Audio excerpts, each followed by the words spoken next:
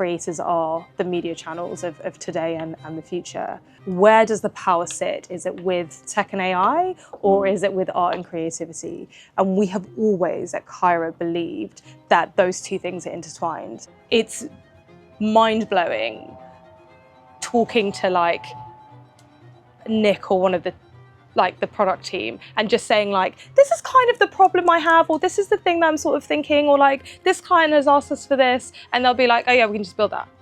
What if we just do this and build it? And you know, we have a few incredible clients that we work with long term, and they will literally just say, it would be really good if the platform had this button that did this thing. And then the campaign team will feed that back to the tech team. And then 2 weeks later, this button will just like pop up on the platform. And it's like, you know, Sasha talks about it as like Lego. Like you just like build these like Lego pieces on top of the platform. If you were to start from scratch, if you were building a creator agency from scratch today, what would be essential? What kind of talent, tools, and structure would define success over the next 3 years? And where do you think most brands are still falling short when they're looking at getting the right agencies? I would just white label Kyra, to be honest. Marina, it's a pleasure to have you on board. Very, very excited to have you here. The title of this podcast is Cultural Relevance at Scale, How Kyra Built the AI-Powered Creator Agency. Marina, would you be able to just do a quick intro, your name, your role, and maybe a fun fact about yourself? Yeah, of course. Thank you so much for having me, Max. So my name is Marina Mansour. I'm an expert in digital beauty culture and the art of influence, and I'm currently serving as president of beauty and wellness at Kyra. And a fun fact about me is I actually did my degree in war studies. Oh, wow. So like strategic military history. Very cool. Yeah. That is a very fun fact. Yeah, it was fun. It was fun. This week has been an exciting week for everyone in the industry, but especially for you as well. You've been on the front cover of Lions Daily News. Can you tell us a bit about that? Yeah, I can. It was such a shock. So I'm speaking for the first time at Cannes Lions, which is a huge, huge honor. I do enjoy public speaking a lot. I think, you know, it's a really incredible time to be part of our industry, and particularly at the intersection of a couple of things, which is where we sort of operate as Kyra. But it's my first time speaking on a Cannes Lions stage. And yeah, I just got an image through from a friend of mine, through a friend of hers, to basically be like, why are you on the cover of Lions Daily News? And it's like me and Serena Williams and Reese Witherspoon and James Blake and like Kay Sanat, which is, I mean, hey, well deserving. Not only are you president at Kyra, you're also a creator. I am, yeah, I am. That's a funny, do you know what, that's really funny, Max, because it was one of those things that I started because we pivoted, so Kyra pivoted from kind of YouTube and Instagram to TikTok in like 2019, 2020. So we've been on the platform, we've been watching the platform and kind of invested in its future for a long time. And when the founders was like, TikTok's the new thing, I downloaded it and I was like, okay, it's here. It's the platform I'm too old for and don't understand and don't think it's funny and I don't get it. I was just like, I don't get it. And I just refused to kind of not. And so I just spent loads of time on it.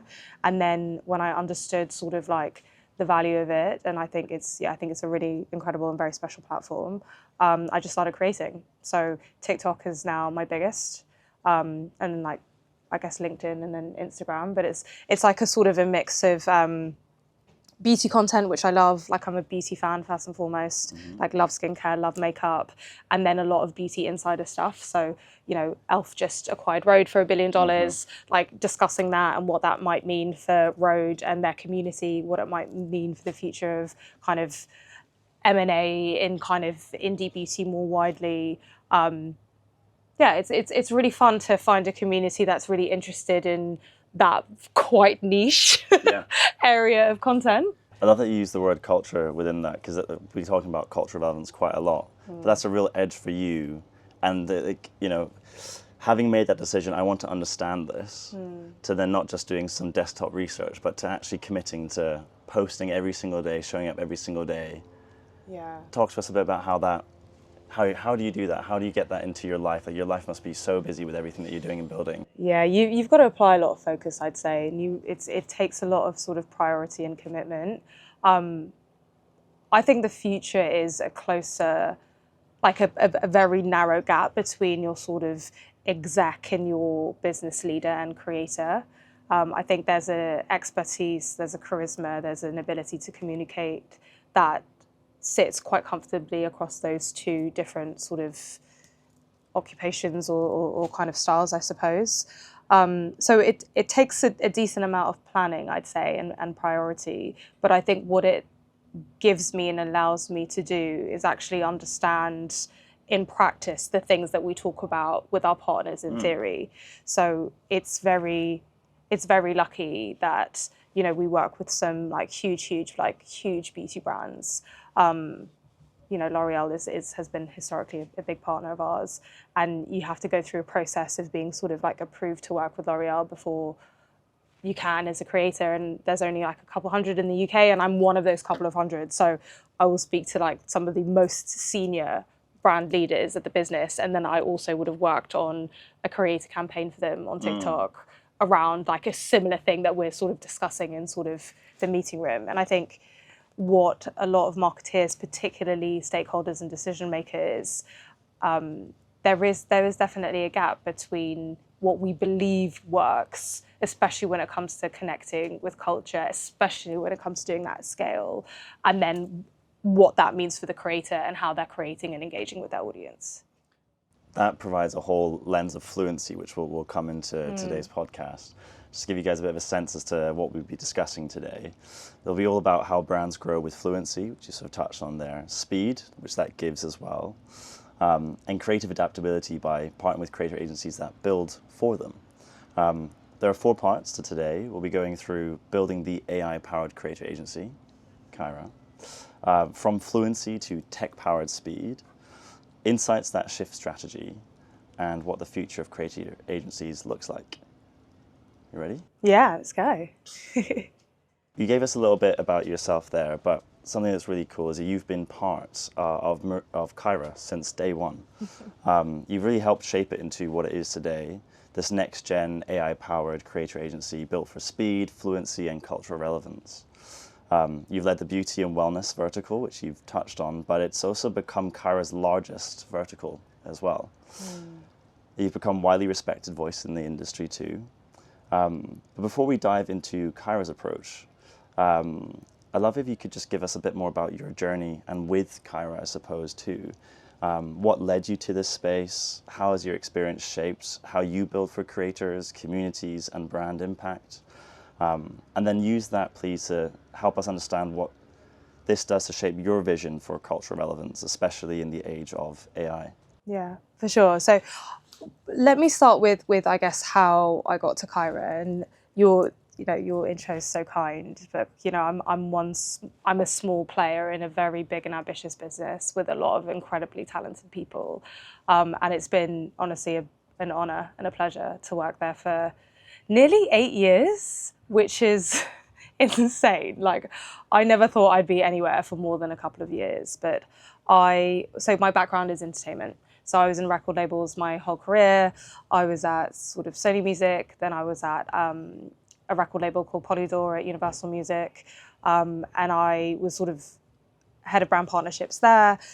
And I just got to the point where I think I wanted a little bit more, and I wanted to understand how I could help solve some of the bigger questions that I saw happening on kind of a macro scale, because I sort of so I worked at Adidas very briefly between uni and kind of going to record labels. So I started brand side, then I sort of went rights holder side.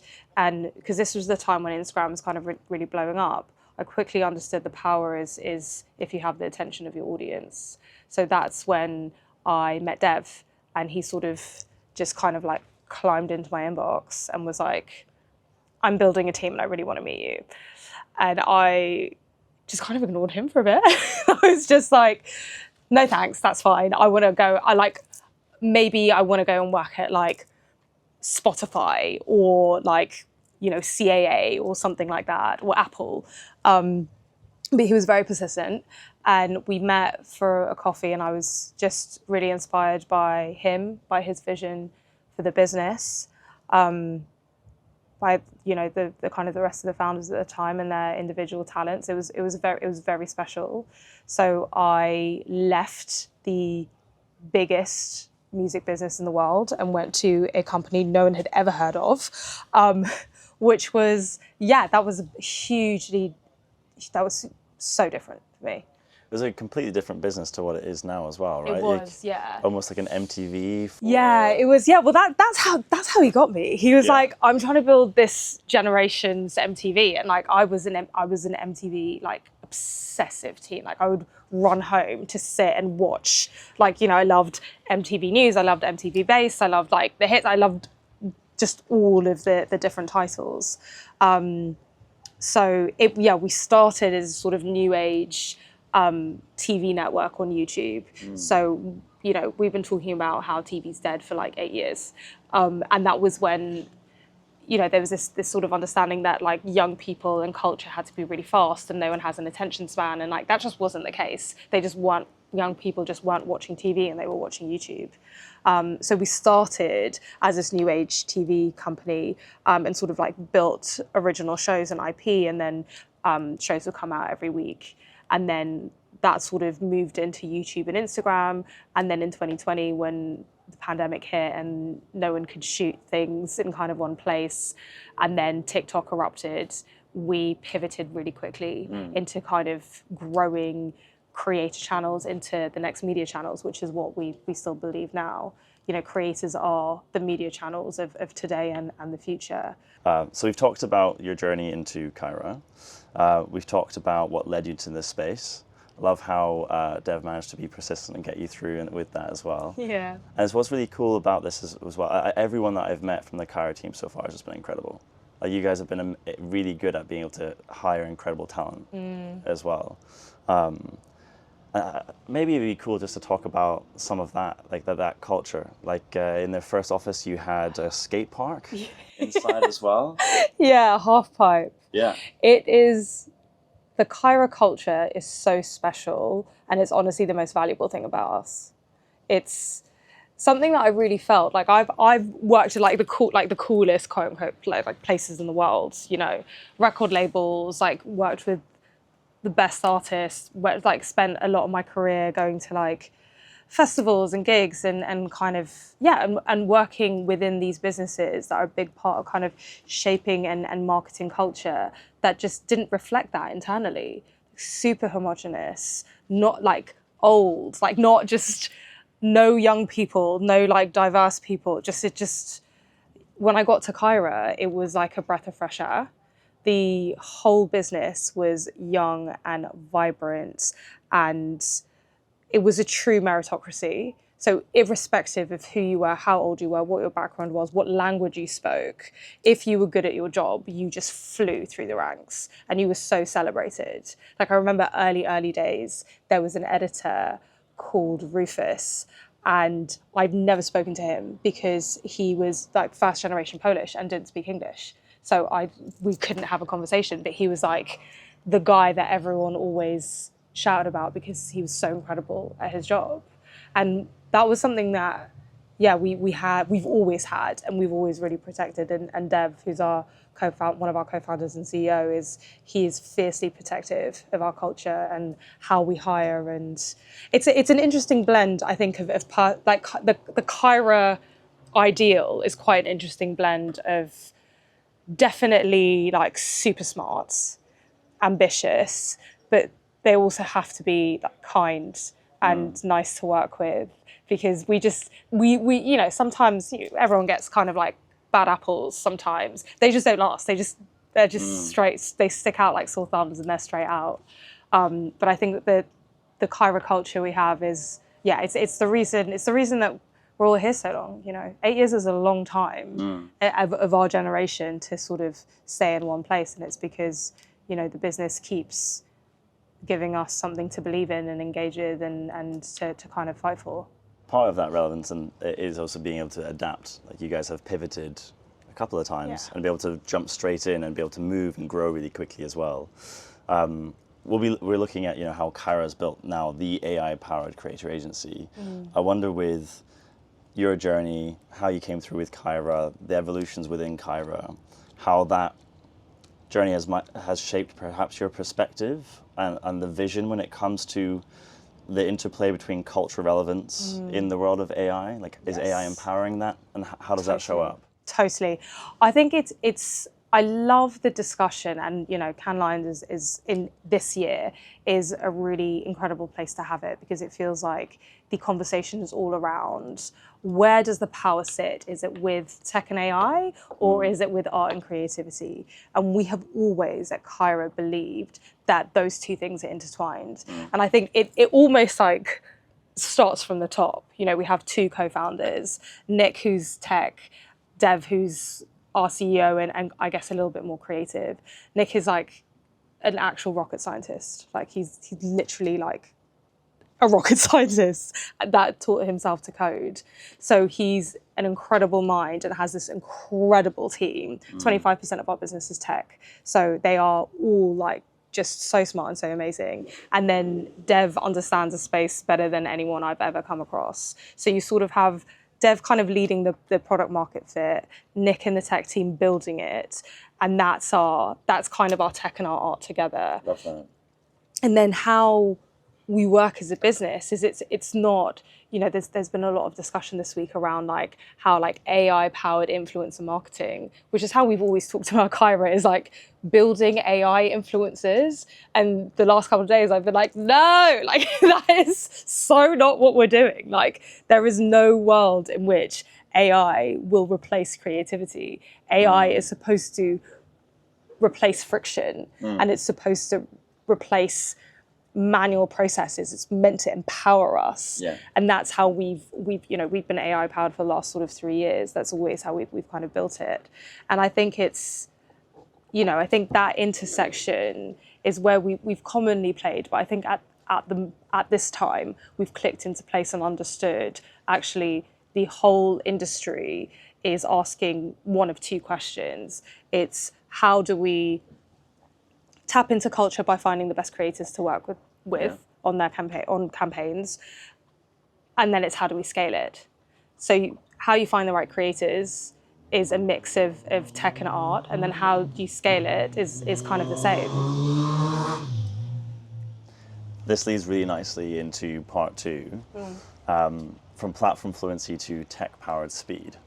And I love that you tapped on how you guys have been effectively AI-powered for 3 years already, and sort of everyone's now catching on to it, which I love. I really get, and by the way, this is like when you say that, it really shows up in how you operate. Like, Thanks, you can see, like, hearing now, like 25% of your team are tech, and one of the co-founders right from the very beginning is a rocket scientist. You guys truly are AI-powered, an AI-powered creative agency. It's really exciting to see that. I want to touch on that. The internal tech that you have allows your teams to manage more creators, more campaigns, more complexity, fewer meetings, more clarity. Could you give some space to help describe, when you are a truly AI-powered creative agency, what that unlocks for clients, and how it reshapes the typical dynamic between agencies, brands, and creators? What a great question. Okay, so I think the biggest value we deliver to our partners is time. We, on average, cut about 40% of kind of similarly kind of comparable campaigns when we run them through our sort of AI-powered process via a manual process, which already is a pretty good place to start.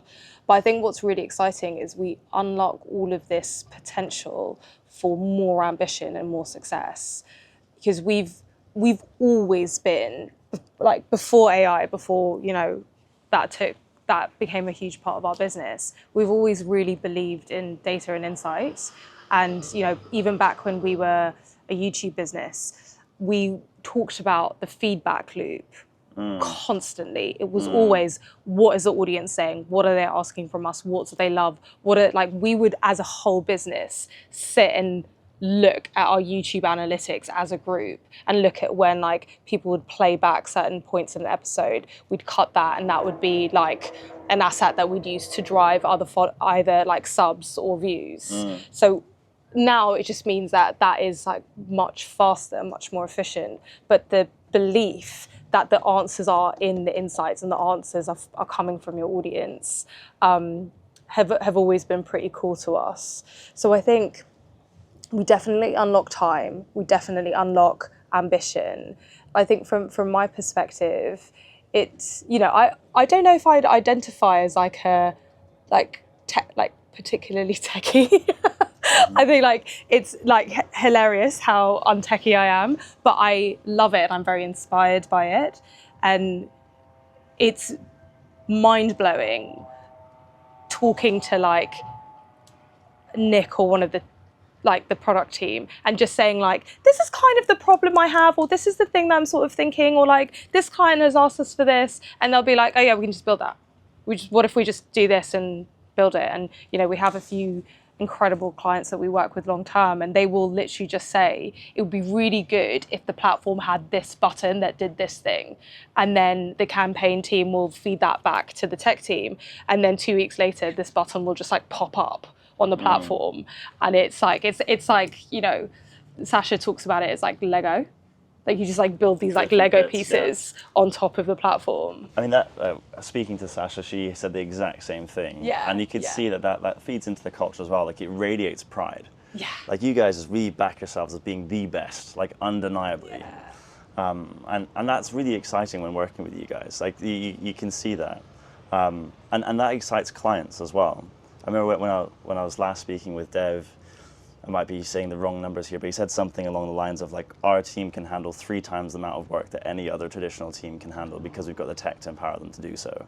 Yeah. And that makes just the life for our clients 10 times easier because they speak with a third of the people, a third of the time, and they don't have to do all these meetings to get all that context. It also means like, you know, we have a huge enterprise level partner, right? And we are operating with them in 7 different regions, 5 different languages, hundreds in the mid hundreds of branded assets every month. And we've barely scaled that team at all. I think we've added 2 people to that team in the time it's gone from 1 region to sort of the scale it's at now, and it continues to grow. I think that is a really good way of describing next-gen agency. Yeah. Right? Like what is it like to be AI powered? It means you can scale up really fucking quick. And interestingly, I think that's been our unlock. I think what we've understood is because we are a global platform, and you know, generally our work is kind of UK, EMEA, North America. But you know, when our partner says, I'm really interested in Vietnam, or I'm really interested in the United Arab Emirates, or I'm super interested in Argentina, we can just switch it on. You know, we're lucky to have kind of boots on the ground pretty globally. But aside from that, yeah, it doesn't take, you know, 6 months and hiring 10 people. And, you know, I think if you're ambitious in 2025 and influencer is a big part of your marketing strategy, and you are still using screenshots or Dropbox links or like anything static that isn't updating in real time, because culture moves so quickly, social moves so quickly, numbers grow in minutes if something is doing well. You need it live. Like that needs to be tech powered. It can't be manual and it can't be static. It's funny how you say that you're not so techie, but you clearly are. Like it's just so, it's just so like natural to your way of working. Like you've been doing this with a team that is so fluent. Maybe through osmosis. Like I've like gotten some techiness through osmosis. You're at a place where you can brief your team to say, I want this button, this will help this thing, and that moves. And you just move with that. Thanks. Maybe I will. Maybe this is the start of identifying as tech forward. Absolutely. Yeah. You touched on insights as well with that, right? So like tech can very much help move quicker, handle more, which allows you to be more creative, or allows you to scale quicker too. But but you don't slow down on getting the most amazing insight neither. So something that you created recently was this Gen Z State of Beauty report. And it's now... My pride and joy. Yeah. I mean, rightfully so. It's very quickly become one of the most referenced tools in our industry. I'd love if you could tell us just one insight from that data that surprised you.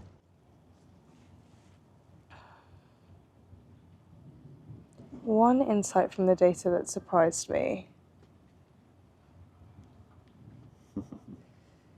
God, it's a big report. Hold on, I want to get a really good one that will feed into this conversation. Oh no, I've got one. Okay. Yeah.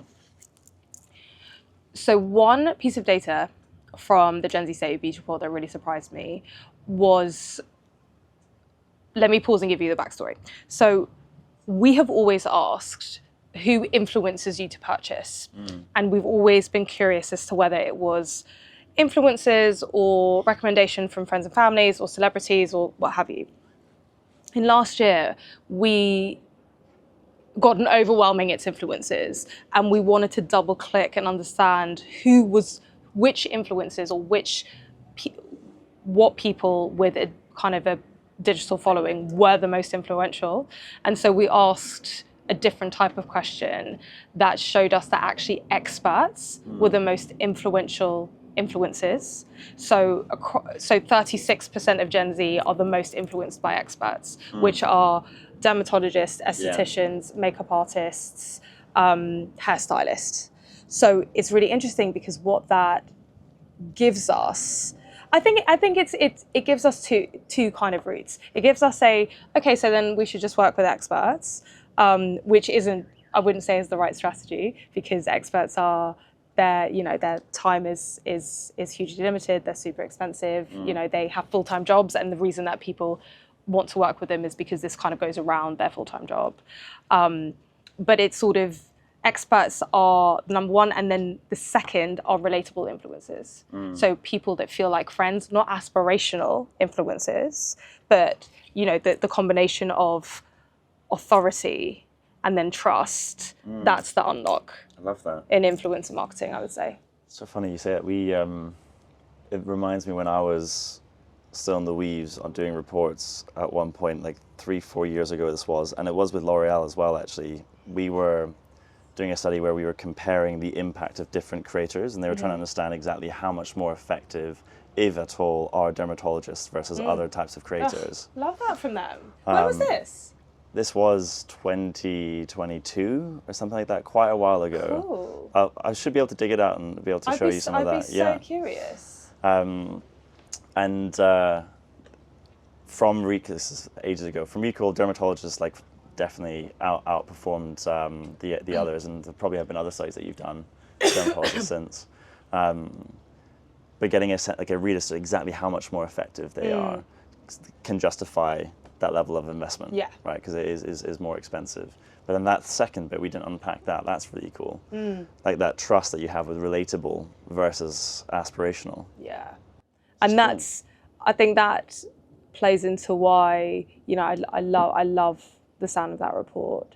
But I think we're also in a place now where we're moving so quickly, and you kind of in the same way that you'd have a diversified portfolio if you were investing, your marketing portfolio also needs to be diversified. Because you actually won't know if you're if you take a L'Oreal brand as an example, if you're a CeraVe, maybe it actually took you a while to understand that it's derms plus comedians that do kind of skits on TikTok, plus kind of lifestyle, girlies, and it's somewhere in between those three that drives home the message of you're derm backed, but it's super active ingredients focused, but it's also hypoenergetic, and it's in the drugstore, and it's affordable, and it's all of and you have to test it and listen to the feedback loop to then understand actually what is it that's cutting through. 100% agree. That feedback loop is also how you activate the influence marketing at scale. It's not just that two-way conversation, which is a thing that people talk about a lot. Can I tell you something really cool that our platform does around that? So we have the team built something called sentiment analysis, and essentially what that means is if we do a campaign and we have 1,000 pieces of content, right? 1,000 pieces of content, tens of thousands of comments. The platform will pull in all of those comments, and it will, AI powered and then human checked as well, it will distinguish that into positive, neutral and negative, to the point where it understands like culturally what an emoji might mean. Because in the beginning, like slay was negative and like we had to sort that out. So it's super accurate. And then going back to our skincare example, if you then also wanted to understand who was talking about hydration, who's talking about acne prone, who's talking about SPF, you put that into the platform and the platform will surface the comments that reference those keywords. And you'll be able to double down on those and work with them a bit more. Exactly. Or you're able to feed that into the community team to then either respond, you're able to take that, there's another part that sort of feeds that all into sort of analysis and recommendations for sort of the next way of kind of working. The saying of like the next campaign is in the comments. You can actually do that at scale very easily there with that. We believed that for 10 years. That's a good example of how tech makes you able to do more. Totally. That. Another question within that is, I wonder how, if you have any examples yet, it might be too early, but if there are, I'd love to know. And maybe you can give an example from how it was last year. How brands are using this kind of cultural intelligence that you give them from reports like this. And how they use that to evolve their creator strategies. I think so the feedback I get the most is we use your report to convince our boss. I think that's the thing that the report is really useful for, because it feels like, if you are working in our industry and you're on the ground, you know exactly what it takes to be successful, really. Like, it's all the things that we talk about. But then when you get to sort of senior leadership level, chief level, like your really key stakeholders that will give you the authority and the budget to then do what we believe is most successful, which is influencer marketing at scale, always on. I think that sometimes requires a little bit of data be outside authority to actually drive that home. So I think that's the sort of the anecdotal, like, that was really good, I had a presentation, I took that slide and put it in my presentation, that now I've got budget. So I think that's a lot of how people use it. That must be so rewarding. It is, yeah. I mean, it makes me very proud, because it is something that we magicked from thin air, basically. We, in 2019, did just a bit of kind of like a white paper internally, just to understand kind of the female identifying audience in the US and UK a little bit more. So we had all of this data, and really all it did was inform content styles and brand partners that potentially could be interested in kind of working with us. Then 2020 happened, and the pandemic happened, and everyone came back in 21, and suddenly the entire world is obsessed with beauty, and they're obsessed with Gen Z, both of which were like two kind of subject matters that we've been working with and on for years. So we saw an opportunity to do a pre and a post dip with a global pandemic in the middle, and basically speak to how this audience is super focused and passionate on beauty, but in a new way, where beauty isn't about sort of external validation, but it's this sort of tool to empower you and make you feel good and self-expression.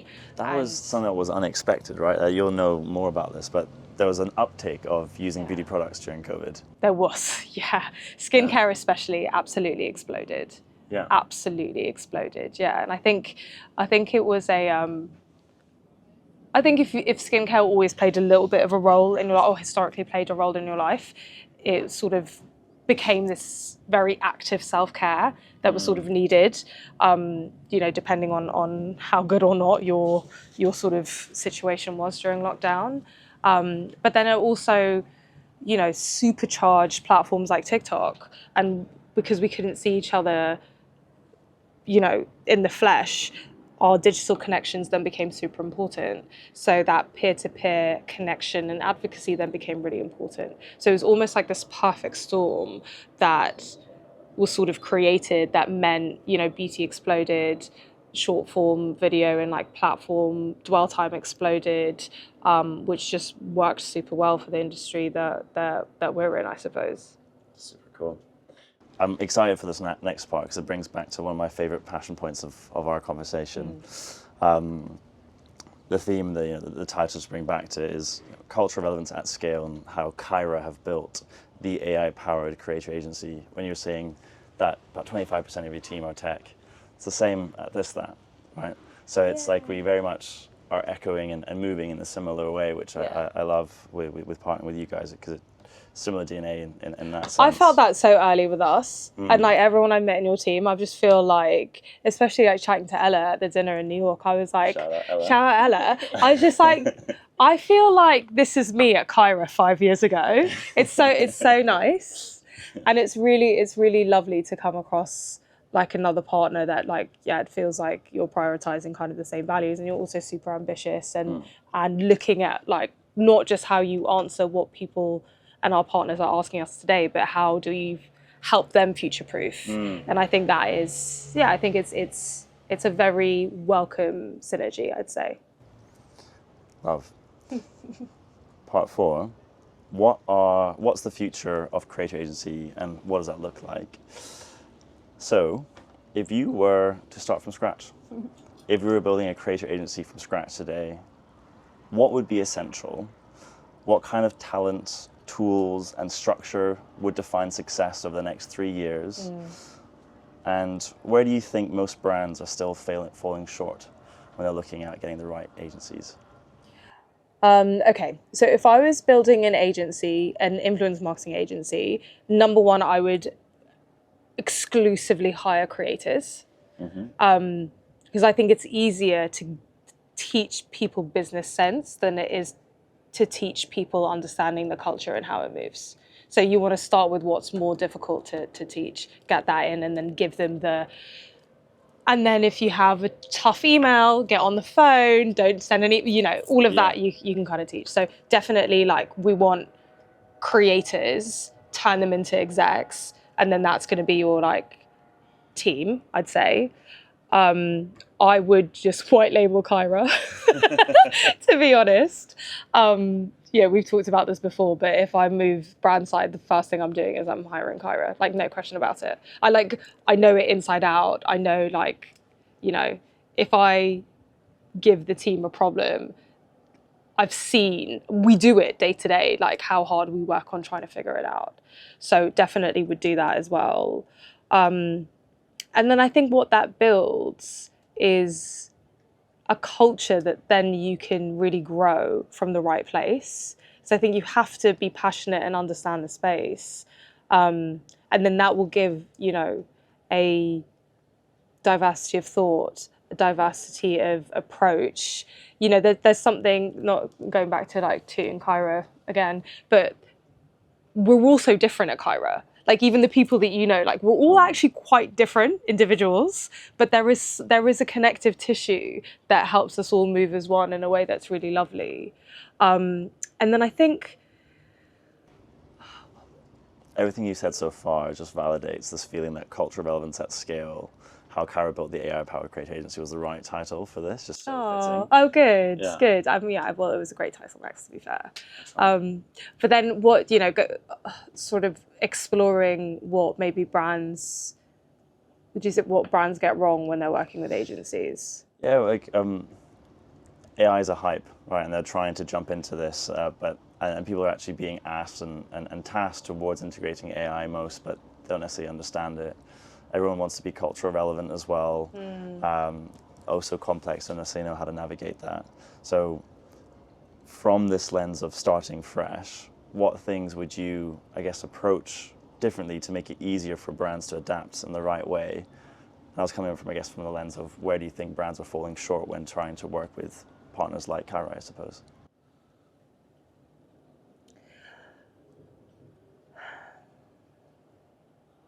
I think we have a very fast-moving and dynamic space ahead of us in the next, 6 to 18 months.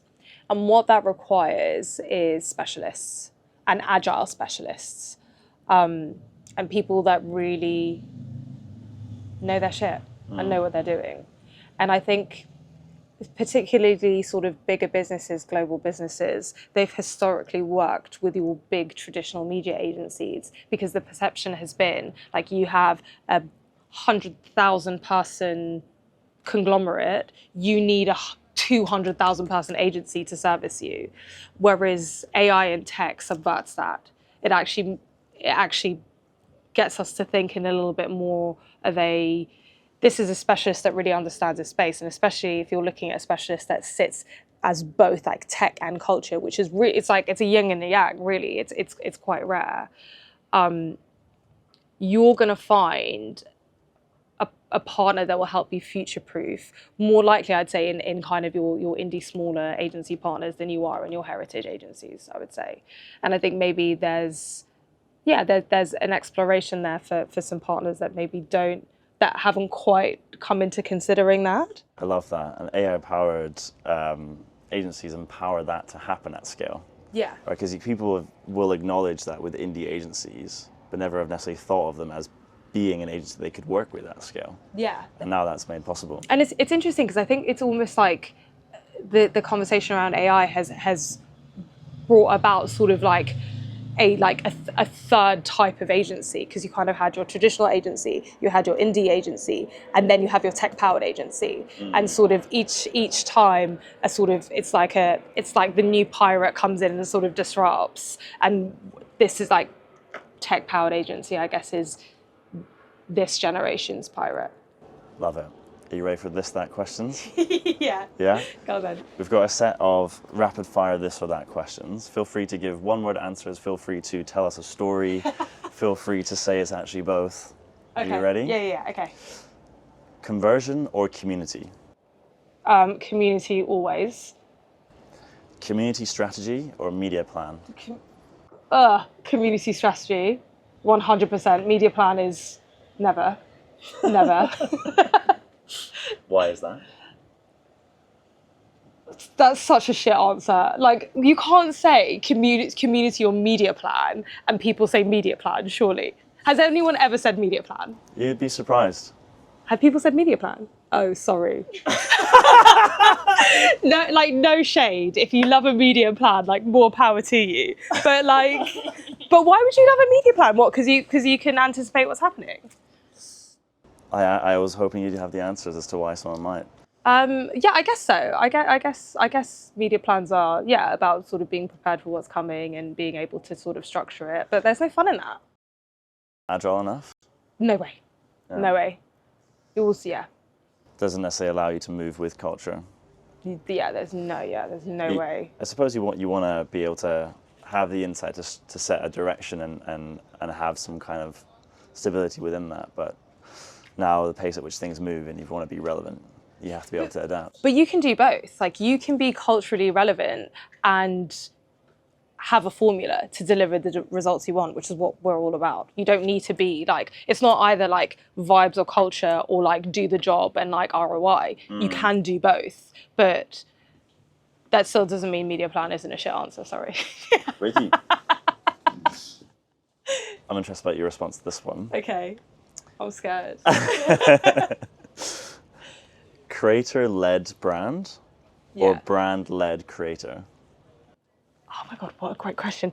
Creator-led brand or brand-led creator?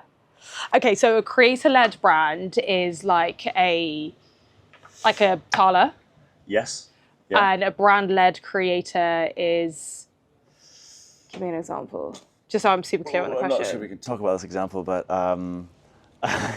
chicken shop date and the Converse campaign. Did you know about this? Amelia's. Yeah. Chugmates. I don't know if she's allowed to talk about this, so this is public. No, it's out. Chugmates. Yeah? Yeah. Oh, that just was an absolute shit show. Oh, yeah. Yeah. Okay, but hold up. But I just want to. This is more like broader brands being led by creators or brands telling creators what to do. Yes, okay. It's not I'll give you an example. We can just that out. Brand-led creator. Think like heavily over-scripting.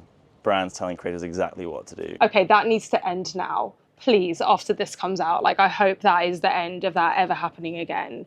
There is no need for any brand to ever tell a creator what to do on their channel and how to speak to their audience, ever. You guys heard it there. It just won't work. No more. I mean, if you want it to work, it just won't work. No, Otherwise, I'm with you. We have data that says the exact same. Yeah, we have so much data that says the exact same, but it just doesn't. I think that is maybe a cultural shift that will need a little bit of time to. I guess people are used to TV ads, like they've been doing that for just so long, and so moving from that, it's a bit of a shift. But look, we're in mainstream now. Influence marketing is and has been for years. So if you're not catching on, you're a bit behind. Yeah, totally. Next one, you ready? Yeah. Reach or relevance? Oh, I think I would always pick relevance. Yeah. Yeah, I'm an engagement rate gal. Love it. Because I think you can scale that where it's harder to add relevance to reach. You can always pay for more reach. Yeah. Yeah. Yeah. Sales. Media plan. Yeah. That was good. That was good. Ready? Yeah. Sales or advocacy? Advocacy. Love that. Why? Because I think sales come no matter what. I think with advocacy, it just feels like it takes a little bit longer potentially. There's not as much of like a hard sort of sell, if I'm understanding the kind of the choice correctly. But I just think there's something so beautiful about advocacy and like sharing something because you love it and talking about it in your tone of voice because you love it. Big fan. With you. This one I imagine will be fairly quick, or actually no, it could go off on a tangent. And I'd very much welcome that. AI optimized Okay. or human curated? Max. It has to be both. Okay, so Yes. how we do it at Kyra, right? I'm gonna give you a real life example. We cast creators, right? We follow 800 million creators on our platform to be able to find the best, 50 for your campaign. So the AI will first surface the most relevant creators based on whatever we'll say. So if they're, we'll keep with skincare because that's been our like go-to. US female identifying 18 to 25-year-old audience, they talk about skincare. So first thing we'll do is we'll put those filters in. Great, that gives us, maybe 60,000 creators. We then say, from a metrics perspective, we want their average views to be X, which we love average views. We want their engagement rate to be Y. We want their posting cadence to be at least 3 times a week. That maybe takes that 60K to 1,000. We then maybe say, we want you to be female presenting. In this instance, we want you to be under 50. That maybe takes us to a couple of hundred. And then based on that, the team will go in and think about the brand, think about the message, think about this creator, and then curate the long list of potential influencer partners that our brand partner will then pick from. So you have to, it's almost like the perfect question for the entire, the wider context of everything we've been discussing. You have to weave these two things together if we're going to do this right, and this being influence marketing. Glad you gave that example. That's a perfect example of how you bring those two together. Yeah. Insight or instinct? Oh my God. Again, sorry, I don't mean to be annoying and not answer it, but I kind of feel like one needs to empower the other. Yeah. So, and it depends on, and I think at times the insight will give you an idea and that's that. But I think at other times you have an instinct and you need to have a little bit of backing as to why you're getting behind it. So, when we answer briefs, I think because we have, a team that is super plugged in, chronically online, it will the kind of the gut, okay, it's a lip liner. Like, what are we talking about? It's lip combo. It's like, you know, UK baddie makeup. It's like it's kind of, you know. But then All the reps are there. You'll and have then the instinct. yeah, and then what we need to do is we need to fortify that instinct with data, because if we're asked why, we need to have an answer for why something's been put forward from a creative standpoint. There's this concept called the 40-70 Colin Powell rule, which I think is quite powerful, although Colin Powell's made some mistakes, so don't necessarily know whether you should always follow it. But the concept is quite interesting. He championed this idea around decision making, that you should make decisions with no less than 40% of the insight or the data needed to be able to make a decision, and no more than 70% of the data needed to make a decision. If you have less than 40, it's a complete gamble. If you've got more than 70, you've missed the opportunity. And the encouragement that he has within that is that the more reps you do, the more times you make decisions, and he should encourage you to try and make decisions all the time, the closer and closer you can get over time to making decisions at that 40% insight level, and it being closer to being the right decision. Love that. Yeah. Love that. I think like a lens that I take to this, there's this thing that Jeff Bezos says of making decisions. He always makes decisions when there's a two-way door. That means like if you can go in and you can always turn around and rectify. So whenever you're facing a decision, if I do this, is there any way of going backwards on this and changing and moving? If so, without hesitation, moves forward. I think in that lens, if there's no way of going back, you probably want a bit more than 70% of the information. Got a couple more, are you ready? Yeah. I love these. Me too. Being first or being best? Being best. Nice. Yeah. You got to take the time, I think. You're gonna like this one. This one's a special one for you. Tech stack or talent stack? Oh my God, what does that mean? I made up that word, talent stack. Is having talent, a great team. Or great team or great tech? Yeah.